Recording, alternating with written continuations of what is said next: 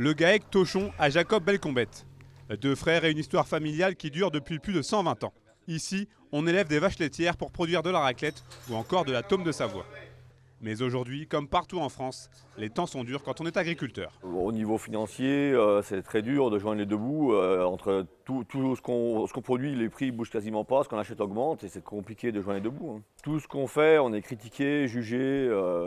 Les gens pensent que dès qu'on sort, qu'on épand quelque chose, c'est des produits dangereux. Encore cette année, on épandait des produits bio pour réactiver les sols et on s'est fait critiquer en disant qu'on polluait, les gens nous arrêtaient en tracteur, on s'est fait agresser alors que c'est des produits bio qu'on épandait sur les parcelles. Ce mardi, ils étaient donc une petite dizaine à avoir répondu à l'appel conjoint de la FDSEA et des jeunes agriculteurs pour une opération ferme ouverte. Car contrairement à certains de leurs collègues de l'Hexagone, les agriculteurs savoyards ont choisi la manière douce pour attirer l'attention sur leur situation. On ouvre les portes de nos exploitations, les consommateurs doutent et c'est aussi pour ça qu'on réalise des opérations comme des fermes ouvertes pour faire voir qu'on n'a rien à cacher, qu'on est sûr de notre produit, qu'on est sûr de nos méthodes de production et on n'est pas là pour empoisonner ni pour polluer notre environnement.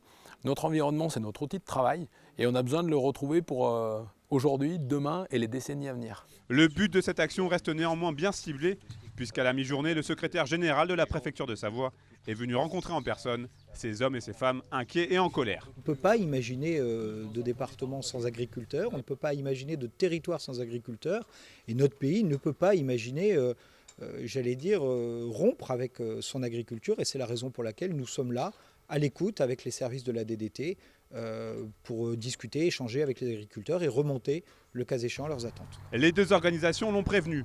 Si aujourd'hui l'heure est encore au dialogue sur les deux Savoies, la mobilisation pourrait se durcir en cas d'immobilisme.